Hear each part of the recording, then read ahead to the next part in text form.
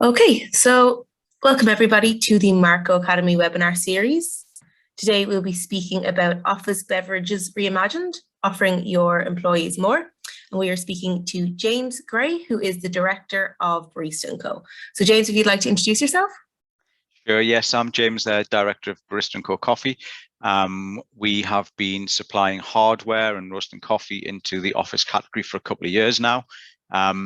But specifically, the reason I guess I'm talking to you today regarding it is that we spent the last 2 years doing quite a lot of research in this area about what was important to employees, managers, owners, and try to kind of create something that had real benefit to employees. Perfect. And I am Emer, and I am Marco's Digital Marketing and Events Executive. So just before we kick things off, I want to go through a few house rules. So first things first is if you are looking to ask any questions, just pop them in the comment box and we will get to them at the end. And then secondly, if you want to watch us in your own time, we will be recording this and sending it out on our social media platforms over the next few days.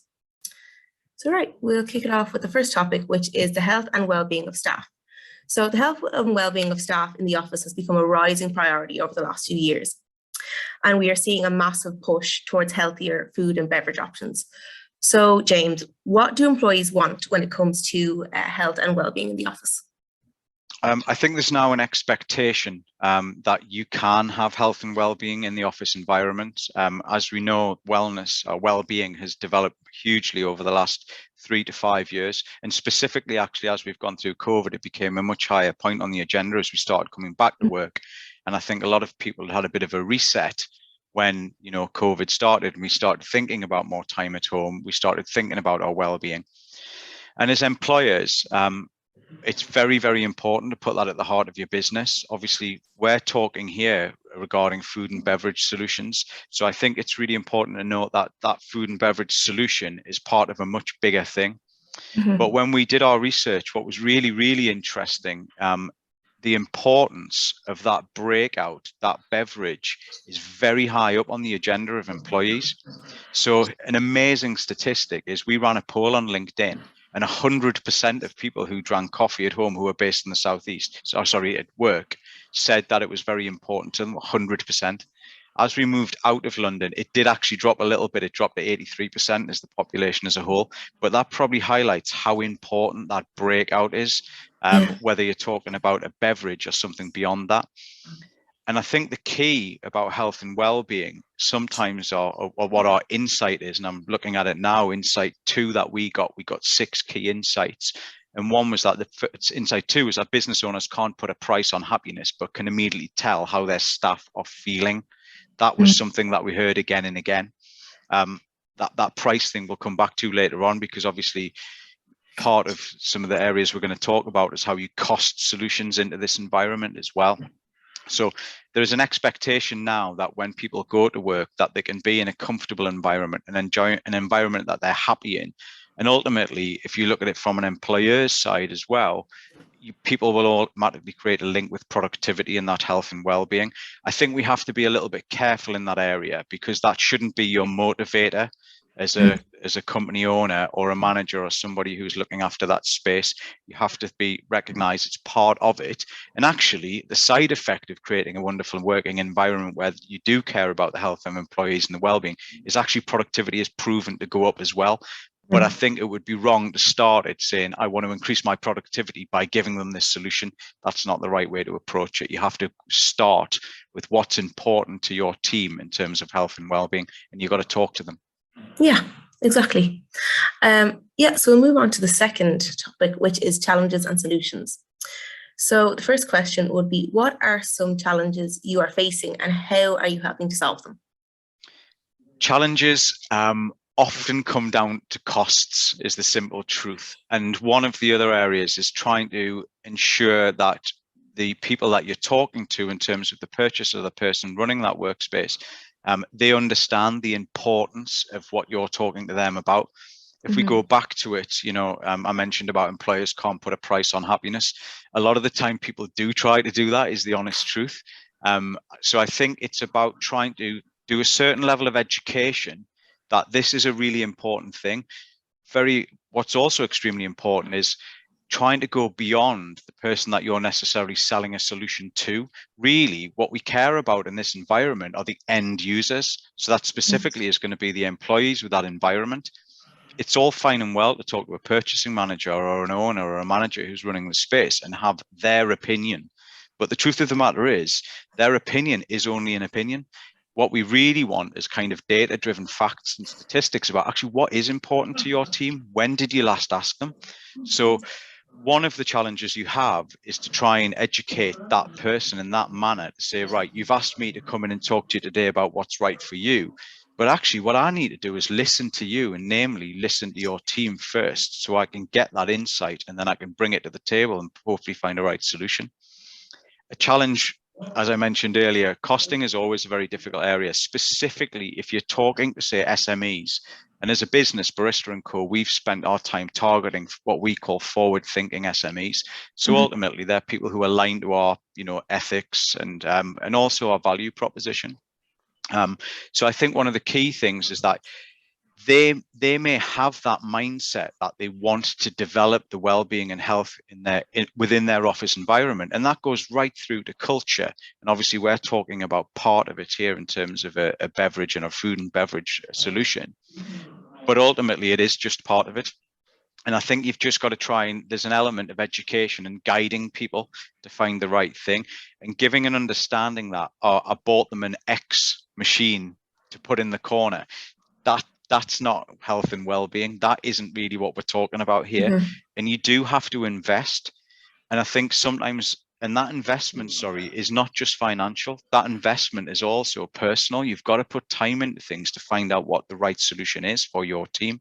So I think education is always a challenge, and you have to take a soft approach to education, because obviously 9 times out of 10, you'll be speaking to people who, they may have reached out to you. So it would be an inbound lead or something along those lines.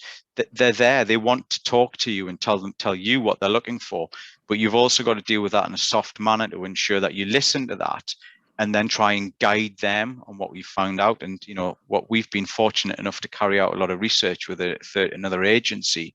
And so we found disconnects in there. One area, again, going back to costing us as a challenge, is you will often find that unless they've ran a solution already within the workplace, and when we're talking about the workplace, we have to remember that, a workplace solution in an SME could be, a relatively low cost bean to cup machine. You take that further through, and it now could be a team of 500 people where you're running, a full beverage operation, which is staffed. So I think one thing is just to gauge, first and foremost, what is the solution for that customer? You have to be sensible about budget. A challenge will always be budget. And I think what we've learned over time is managing expectation on the budget. Because if you ask somebody who hasn't really run a good operation what their budget is, it generally is grossly below where you really need it to be. So there's a part of an education piece to talk about why it's worth it, to talk about what the actual cost is on a daily basis and not just look at this big figure that's sat on a piece of paper. So I think that's certainly one of the challenges. The solution to that is to align, is to talk and find out, once you've given them that guidance, how do they feel about that? Does it sound like it's the right solution for their team? Would they like to go and talk to their team about it? And then you can really start building on it and taking it forward. But I think if you step into an environment where you're just there to do a hard sell and take this from me, and it's not really going to benefit them longer term, in terms of the general health and well-being and quality of operation, it's very quick to find out that actually they'll leave you just as quick as they took you on. So you've got to add more. You've got to be there to offer a full solution and not just trying to trade something on a day. Yeah, exactly. So earlier you mentioned that a lot of employers, they try and put a price on their employees' happiness. So that could also be including like providing them with a lot of choices. So how would you deal with a lot of suppliers or vendors to keep up with that? I think it goes back to the point that we had earlier on about you've got to talk and find out what the requirements are of the end user. I mean, it's one of the things that if you talk about tips, solutions and things like that, I always say that that's the most important thing. How I think is somewhat irrelevant in this process. I'm there to guide. What really matters is that you talk and find out what it is that's important to your employees. Now, you also have to be realistic. You can't do everything for every man or every person. It's not possible. So you really have to narrow it down to what the right solution is. I think we all have to be sensible as well, that if you're looking at SMEs in particular, and also, medium sized or even larger companies to an extent, most companies look to rationalize the supply base because it means it's easier to deal with ultimately. And that's one of the key points. So I think it's really important, certainly as a supplier in any category that you operate in, that you really know what your true proposition is, and that's a proposition that actually is important to the end consumer. And obviously in this case, the end consumer is somebody within the office space. So I think it's about being sensible about ranging. You can't have everything for everyone, but you can add things into the mix. So, you may have a core range of portfolio of product or offering, whether that's, your food offer or your beverage offer, but you can still keep some level of excitement. You can rotate that, or you can bring something in on it could be a guest basis on a monthly, because ultimately that's something that's really important as well. If you just go and drop a machine in or whatever it may be as a solution, and if we're talking about a smaller company, they may invest, for argument's sake, I'll make this up here, but they may invest in something like a bean to cup machine or an automated solution. Now, it may be a high level of investment for them. In the world of, coffee machines, we may not think it's a huge amount of money, but, if someone's spending 3,000, 4,000, 5,000 pounds, for argument's sake, for an SME, then for it to be stuck in the corner of a kitchenette at the back gathering dust, but people are using it, you've lost your experience. That's not really what it's about. That would just be, a transactional process. So I think that's the wrong way to deal with it. And I think, when you look at how wide your supply base is, it has to be driven by the customer. And if you think about it in a different context, if you go to a restaurant on the high street, you generally find they're very good at a small number of things. And often when they do too many things, it puts alarm bells in your mind. So I think, again, it goes back to who that end customer is and learning what is important to them, and then base your decisions on your supply base on that. Yeah. Okay, so next thing is about sustainability. So sustainability continues to be a major talking point for consumers. So how are you making sure that you're offering people what they want while thinking sustainably? I think it starts with your own business, if I'm absolutely honest with you, because we made a decision in our company that all the small decisions would be the right decisions. And ultimately that creates a holistic approach. If we do the little things, ultimately the big things will come. So if you look at the factories that we work with and the carbon offset we do for shipping and so on, they're all things that are intrinsically at the heart of our business. We're not going to go out and preach at people about that. And I say at rather than to, because, we're not there shouting, you should do this, you should do this, you should do this. If we look at the point we talked about earlier, a lot of this is based around education. So if you can give a reason why, look, guys, this is why what we're selling to you. For example, if we look at what we provide in the coffee, this is why we can't sell you coffee for £8 a kilo, because these are the things that we do. This is the packaging that we use. Is that important to you? Leave that open, as ask them that question. If the answer is no, you're not going to align your thoughts with theirs in terms of your ethical and sustainable process. So something that we found very early on was to marry up the thought process and ensure that, we were dealing with companies that had the same level, same interests, the same ethics as us, and they genuinely cared. And actually, there's a huge number of them out there, but you will sometimes deal with a company that isn't the same as you. And we try to cut out of that as quick as we can, if I'm absolutely honest with you, because in certain situations, you're not going to change it. We will, of course, be very open and welcoming and have that discussion around sustainability. But if someone is purely, say, price focused and isn't interested in that other part, it's very unlikely that you're going to change that. However, what I would say is we wouldn't be downhearted if we didn't completely align right now. So, if we could go and talk to somewhere, and this has happened on many occasions, actually, when we've done installs where it wasn't really their key proposition, but we did a level of education without, doing it in a way which was telling people to do it. It was more around kind of, this is why we do this. And actually, if you guys did this, then you could save X, you could help in these areas.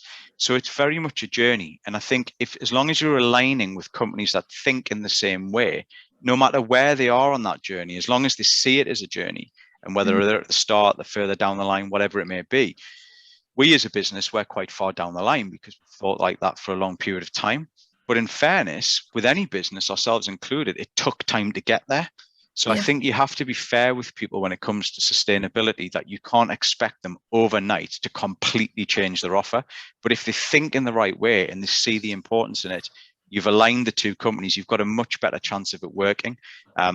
Where we force things through, where we're kind of pushing potentially on a sale, I have to be open that that's generally where I've seen things go wrong. So we tend not to get involved in that now, that if we don't align, we would, you know, in a very polite manner, back out of that. Okay, perfect. Okay, so we're going to move on to the next topic, which is tips and trends. So is the office market keeping up with the high street trends, and would you consider this a challenge for the market? Yeah, I mean, I think if you just look at the tip side of it first and foremost, I would say that my one tip that I say all of the time is don't think like yourself, think like your customer. It's the most important thing, because when we step into that environment, we're not there to preach. We're not there to get too technical, is the honest truth, because that will possibly turn off immediately. Well, in fact, most cases it will turn people off, unless you're dealing with a purchasing manager who's already been doing this and he's been doing it for a long period of time. But if you're talking about SMEs in particular, that will scare them. So I always say that the most important thing to do is think like your customer and don't think like you. And that's hard, because ultimately you are somebody who's probably got a load of experience. You know about the market, you know about equipment, for example, you know about beverages in general. But ultimately, your level of interest and your level of knowledge can turn people off. So we really have to put it in terms of a softer sell, and ensuring that you put it in a context that they can digest easily without it being crikey, I want to step out of this. And that can happen really, really quickly. And also it can scare people. And one of the things that we found is that if you became too technical, then they kind of got a bit scared. They were worried that they were going to misplace their investment because you were pushing them down a route to create something that actually they didn't really understand.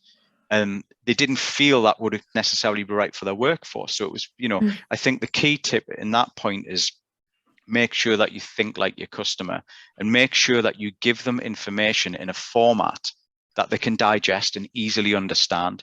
Because, you know, we all may know what the perfect temperature is for a certain coffee or something like that, but the harsh reality of it, 9 times out of 10 in this situation, the customer at the end doesn't actually care about that stat and that's those facts. What they care about is they're able to enjoy a fantastic cup of coffee in the best way. So yeah, we have to soften it in that context. I think going on a trend perspective, this is really interesting. So I think I mentioned earlier on about you do see differences in geographics. So we found, if you look into, say, Southeast, and specifically go into, say, London, that there's an expectation that in the workplace now, you can pretty much get anything you can, walking 2 doors down and walking into a specialty coffee shop, for argument's sake. That expectation is already there. And that goes back to why, you know, we found 100, and that statistic was off 100 people. So 100 people said that it was extremely important that they get an amazing cup of coffee, and actually they expected that. Obviously, I'm talking about coffee specifically because it's the area that I'm involved in. Yeah. But also now we have to consider that if you go into the WeWorks of this world, they have full solutions in there. It is, you know, ultimately they are driving trends as well. The people who are operating these spaces are part of those trends.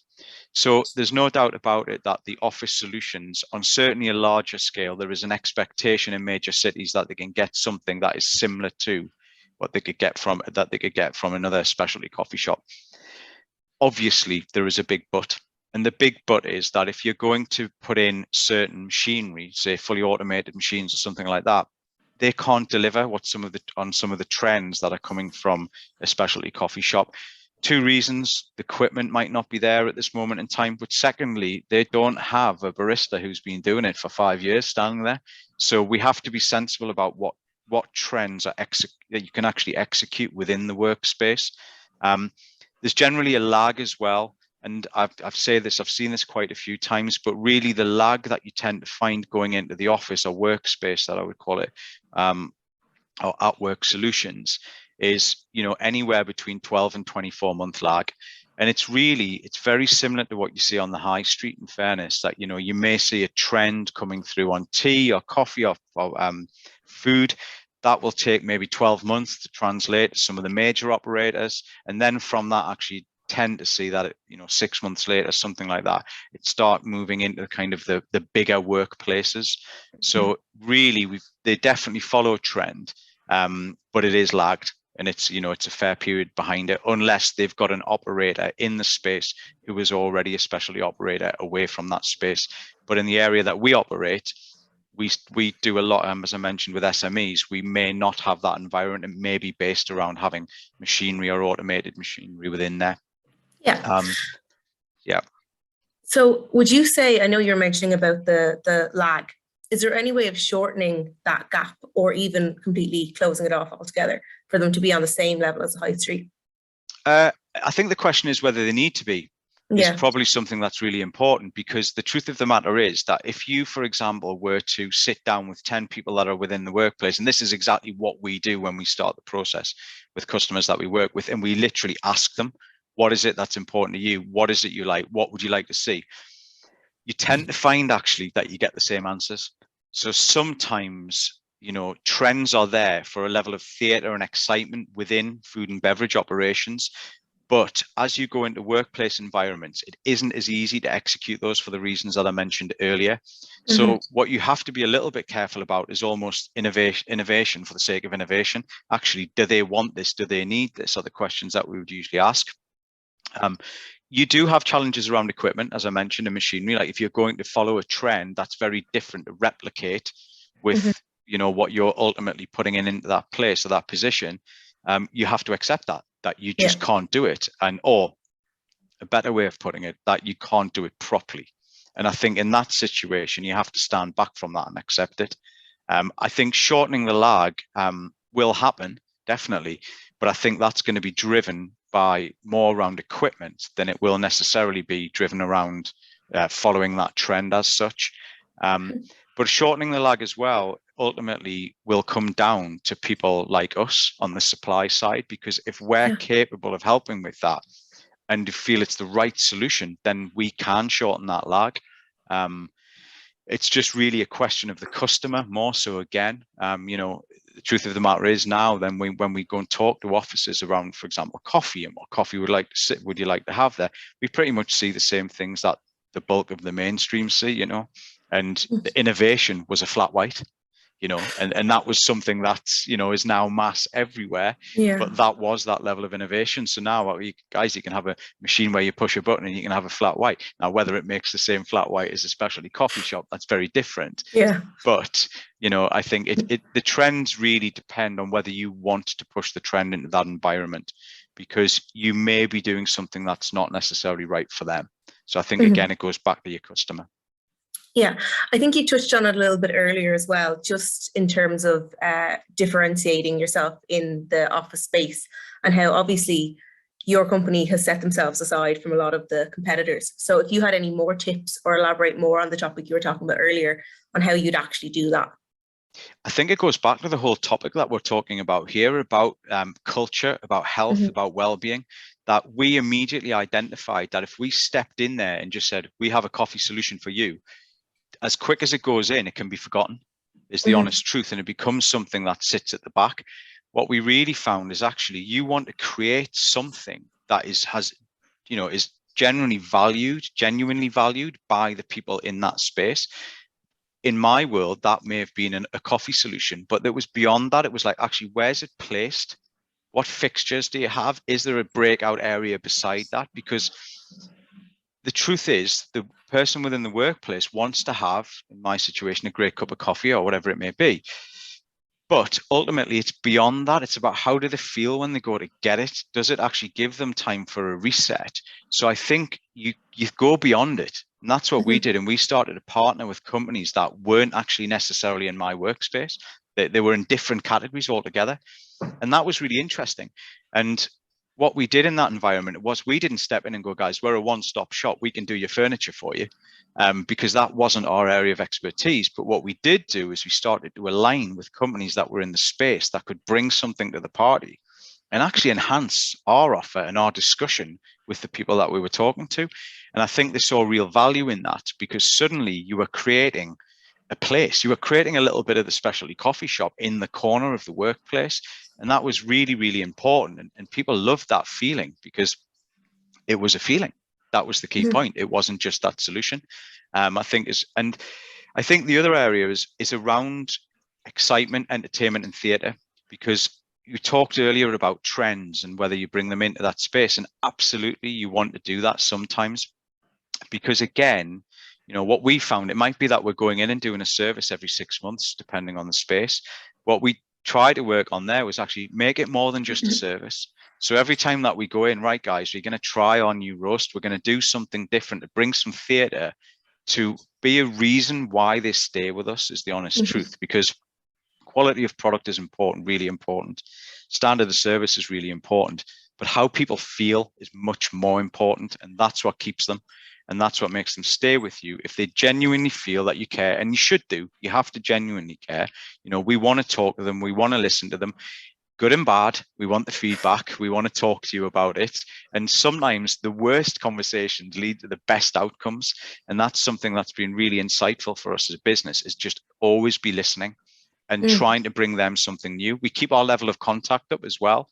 It's not like we're sending an email out every day saying, what about this new thing?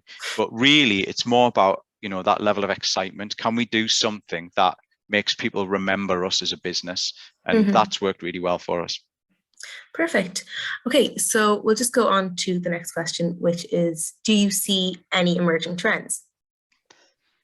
Yeah, I think you talk about, I think it comes down to the size of the operation is the ultimate point. I think we're definitely seeing a wider range in the portfolio of product that's going into workplaces, and whether that be, in terms of the type of solution, the equipment, if it's a food operation, that it's there's certainly a much bigger drive now on health, on well-being. I think if you were to step back 20 years, an office solution was a vending machine and something where you hit a button and it came out as a powdered soup, and I'm being flippant, but, we've evolved massively over that time. And really now there's an expectation that actually I can get something good when I'm at work. I think that's partly happened more so over the last 3 years, because ultimately Zoom and Teams and all those things, they are a window to your world. It's very different to disconnect the workplace and home. And actually, we've seen, a huge development in certainly the coffee area, in the home solutions over the last 3 years, because people have been at home. So there's an expectation actually that I can also make a great cup of coffee at home. And I think that's followed through to various other areas. If I can make food at home that's good for me, that's healthy, that makes me feel good, why should it be any different when I go to work? And it shouldn't be. You've got to, you should have the ability to achieve that. And I think that comes down again to, your employer and putting importance on that, or whoever's running that space. So I think, that's very important. I think the other area, without doubt, which is kind of hot topic at the moment, given where we sit in the whole world of hospitality, is I think automation is clearly a very, very important part. And, and I say that lightly because I'm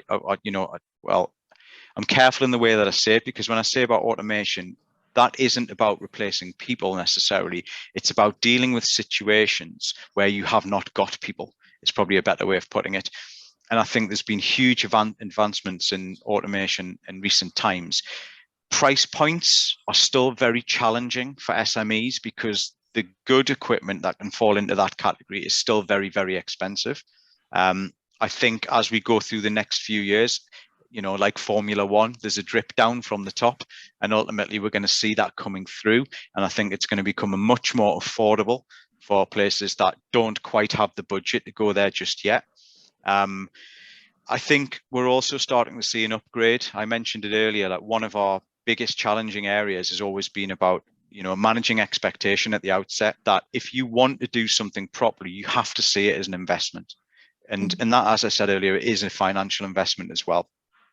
We are starting to see a trend where that is changing, because employers are now aware of the fact that there is an expectation from their team that they can have these things that they have at home, they can have these things that they have on the high street. And and therefore, they are seeing the importance of upgrading that equipment as well. So I think, we've had many discussions in the past with people where, again, I say this flippantly, where it's like, well, I bought them 4 espresso machines, everybody should be happy. It's like, no, that's absolutely the wrong approach to have. First and foremost, they're not. And I don't knock any of the machines I've just mentioned there, of course. But what I'm saying is that I think now people are understanding that if you want to have a good solution, like anything in life, you have to understand it is around value, not just price. And, ultimately, if you spend more, you will get a better solution. You will be able to get a better level of service. You will have less problems. And therefore, we are seeing a move as, buyers and our customers, that they're starting to understand that true value proposition rather than just focused on price. But certainly from a trend perspective, I definitely think it's going to be, a lot of it will be driven around the automation with machinery in terms of fresh beverages. I think there's a lot of innovation going on at the moment in terms of pre-packaged product as well. And that's really positive innovation around healthy solutions, around sustainable healthy solutions in terms of packaging and all these areas. Much as a nation or nations, or as a global entity now, we're all aware of these challenges, and I think we are driving that. Ultimately, demand is what drives trend in some contexts, because if the demand wasn't there, the trends wouldn't take off. So I think it goes back to consumer level, and we can see those changes happening right now.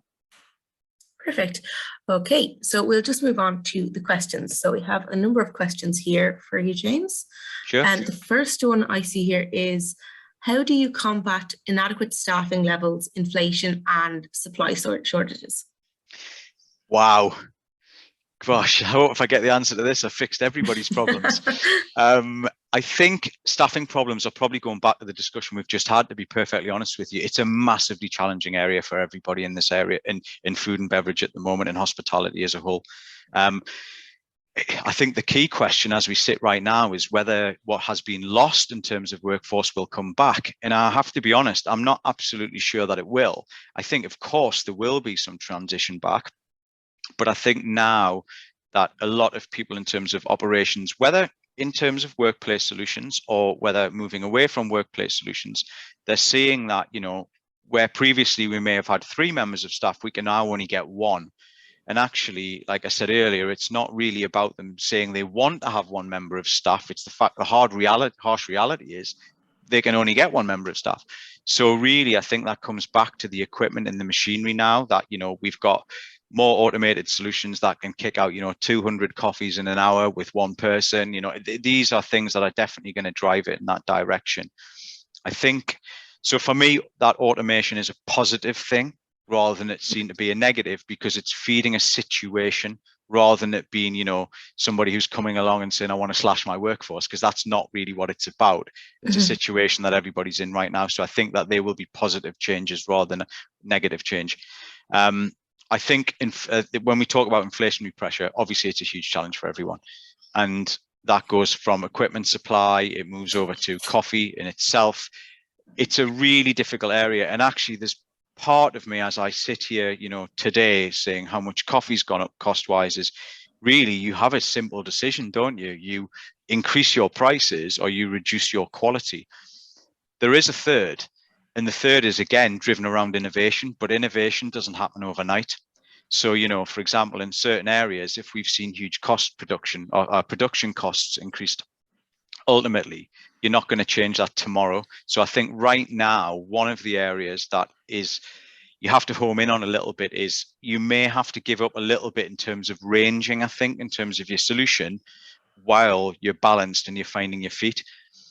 And a lot of that comes, obviously, inflationary pressures come down to costs, but there is some positive with that. And one of the things that we found when we did our research is that a lot of people within the office category don't actually know how much they're spending at the moment in terms of their offer to their team.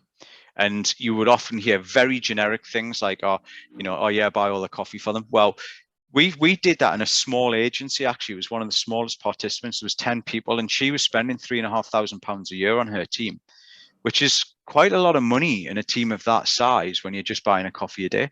So actually, although we do have inflationary pressure, I think a lot of solutions can actually reduce costs and could handle, even though our cost prices have gone up, that actually you can still put something forward that's a really good proposition, but you've just got to look at it in the right context. I think where it is very challenging being open book with you is that, ultimately, if you're supplying a product now that you've been putting into your customer for the last 2 years, quite frankly, it's got to go up in cost, or you've got to find a different solution. And that solution obviously might be around range rationalization. Maybe you don't offer 20 items, maybe you just take that down to 4, but then you're doing more volume, which means ultimately you might be able to get a cost saving in there.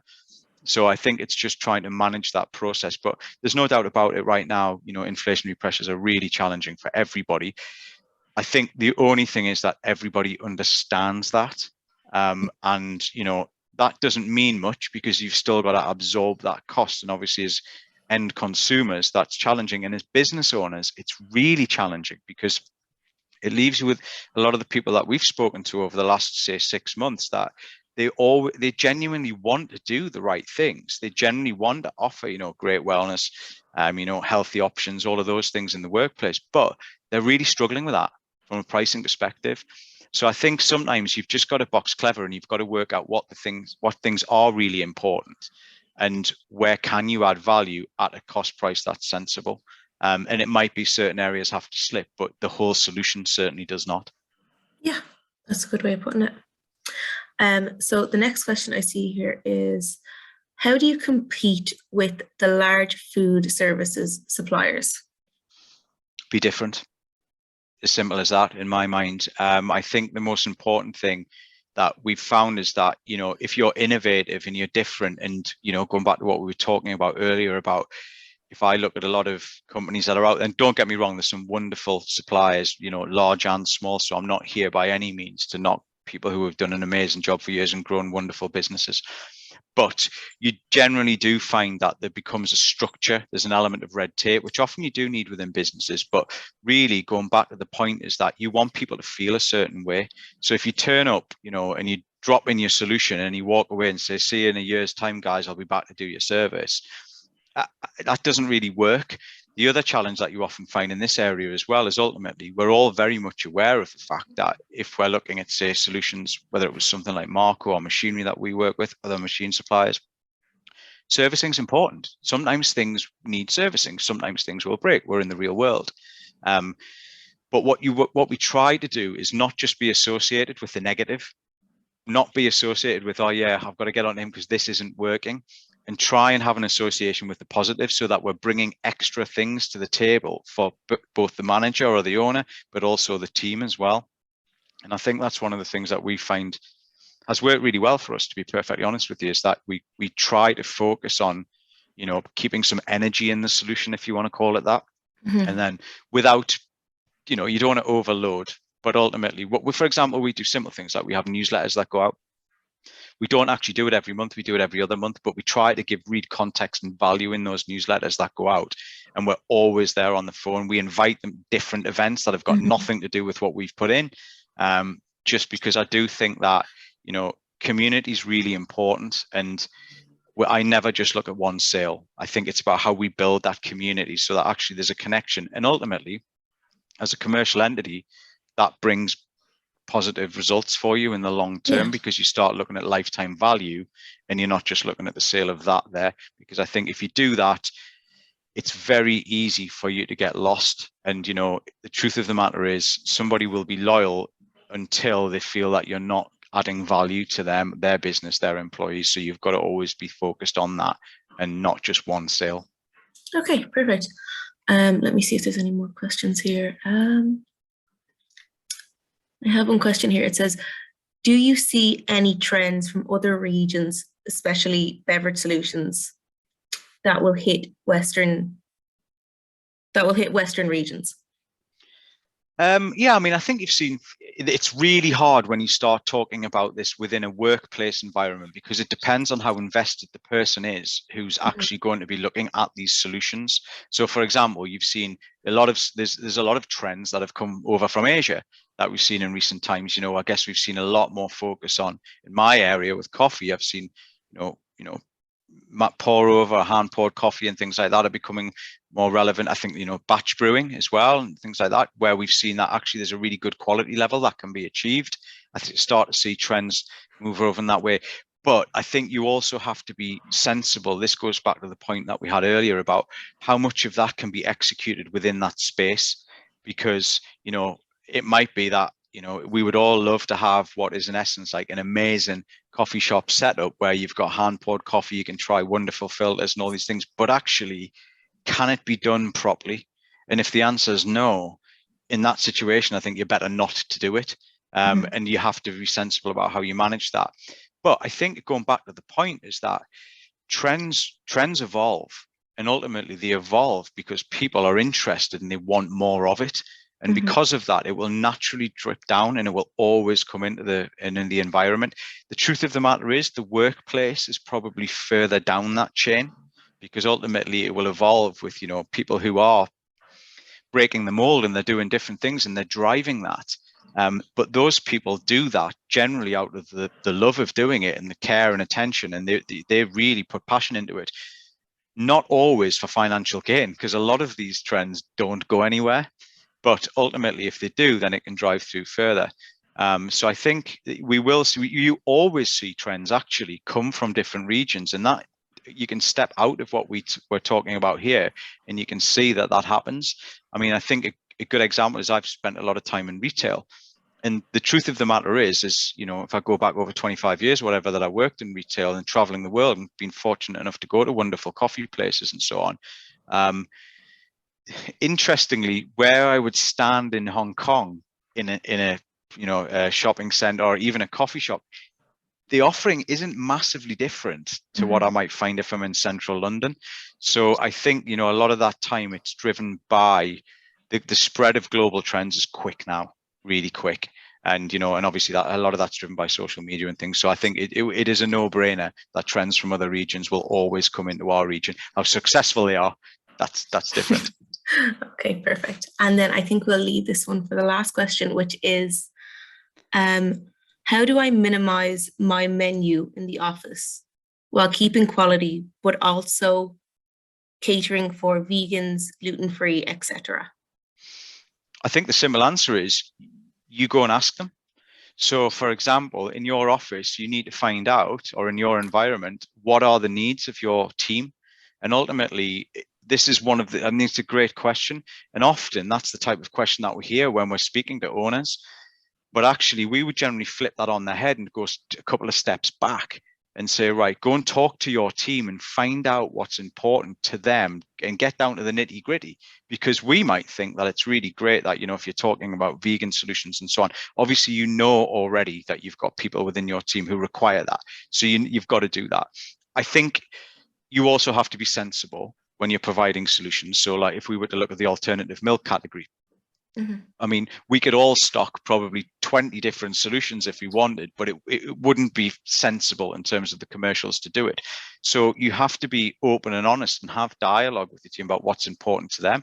Put them out on the table. Let them try them. Which ones do you prefer? Which ones do you want to go with?